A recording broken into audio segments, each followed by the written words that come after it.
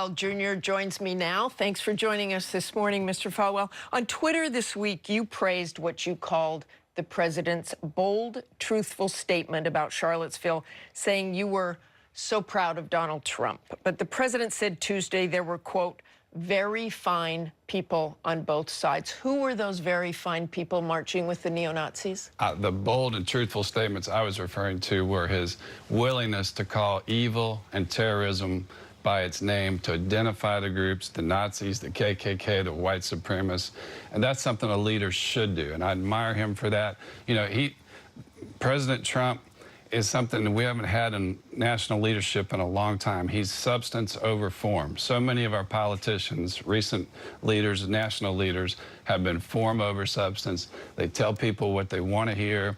They sugarcoat everything, or they have sugarcoated everything, and I think the American people have gotten sort of thin-skinned, and I think they need to listen to the substance of what he said. The only groups he identified by name as the evil and causing what happened in Charlottesville were the Nazis, the KKK, and the white supremacists. That's what I thought was bold and truthful. Well, let me tell you what he said, though. Let's go back to this. He said there were very fine people on both sides. Do you believe there were very fine people on both sides? I have no idea. He has inside information that I don't have. I don't know if there were historical purists there who were trying to preserve some statues. I don't know.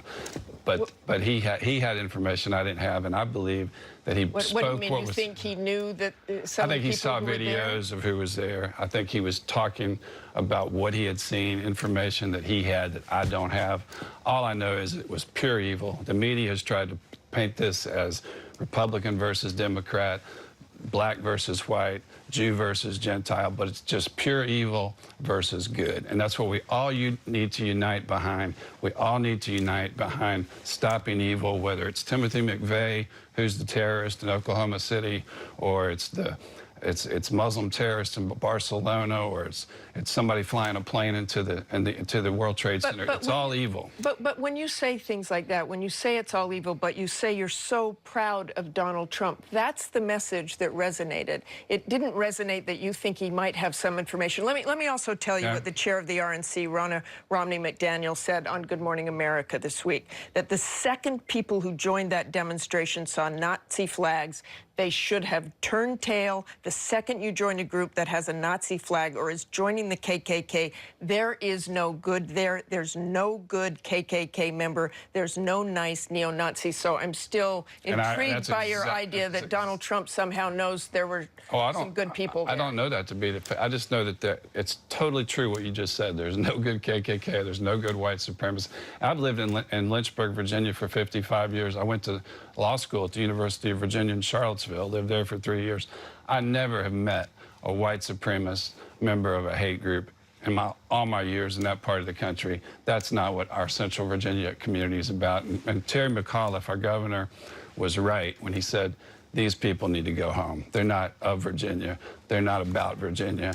And they're all evil. So would you say, given what you know, there were no very fine people on that side, the side of the neo-Nazis? I don't have that information. All I know is those people are pure evil, and there's no moral equivalency. The Secretary of the Treasury said this morning that Donald Trump does not believe there's any moral equivalency between back to the RNC statement, that you should turn tail if there are neo-Nazis there, and you're still saying you're not sure there weren't very fine people on that side. I think they should. If somebody showed up and they saw that they were marching beside somebody who hates blacks, who hates Jews, who wants to do violence, I think they should just walk away, yes. The president also said there is blame on both sides. Susan Bro, the mother of the woman killed in the car attack, Heather Heyer, said she wouldn't talk to the president, as we heard there, because he equated counter-protesters with the KKK. Let's listen. Well, okay. I saw an actual clip of him at a press conference equating the protesters like Ms. Heyer with the KKK and the white supremacists. You can't wash this one away by shaking my hand and saying I'm sorry. What would you say to that mother? I think the president has made it very clear that there's no moral equivalency between what the counter-protesters did, even though maybe some of them resorted to violence in response. There's no more equivalency between that and somebody driving his car into a crowd because he hates people of other races. That's wrong. That's just evil. There's no two ways about it. And the president has made that clear. His Secretary of the Treasury said it this morning. Do you think he could have been clearer? I think You've heard Republicans on the Hill. You've heard. One of the reasons I've supported him is because he doesn't say what's politically correct. He says what's in his heart, what he believes. And sometimes that gets him in trouble. But he does not have a racist bone in his body. I know him well. He is working so hard to help minorities and people in the inner cities up through. He says that school choice is the civil rights issue of our time. Betsy DeVos has been traveling around the country trying to promote school choice to help inner city youth get to choose which schools they attend and not be stuck in a public school that's failing in a big city. And he's doing so many other things to bring jobs back to the inner city. Let's stay with this for a moment. That's what matters. An NPR report this morning says that a growing number of Liberty University graduates are preparing to return their diplomas in protest of your continuing support for President Trump. Chris Gaumer, a 2006 graduate and former Student Government Association president, told NPR that it was a simple decision. In defending the president's comments, Jerry Falwell Jr. is making himself, and it seems to me, the university he represents, complicit. He completely misunderstands my support. My support for the president is his bold and truthful willingness to call terrorist groups by their names, and that's something we haven't seen in presidents in recent years. Well, let's stay on that point. When you endorsed Mr. Trump last year in an op-ed, you criticized President Obama over his handling of ISIS, saying his policies had the intended or unintended effect of breathing life into the lungs of the terrorist group, adding that President Obama and Hillary Clinton most definitely signaled to Islamic State leaders that they had no intention of seriously challenging them or even of calling radical Islamic terrorism by its name. If that is what you believe, then is President Trump making the same mistake by not unequivocally calling the attack in Charlottesville domestic terrorism? He's doing just domestic terrorism. Yes, absolutely. He's doing exactly the opposite of what I was criticizing Obama and Clinton for not doing. He's calling them by their name. He's calling the Nazis, the white supremacists, evil. He's not calling it domestic terrorism. The president said Tuesday, you can call it terrorism, you can call it murder, you can call it whatever you want. Why hasn't he called the attack in Charlottesville domestic terrorism? He did. He said that's something for the officials to determine. You call it what you want. He said it was pure evil. He said the driver of that car is nothing but a murderer. He's the president. Officials. He's the president. How clear can he be? I don't understand.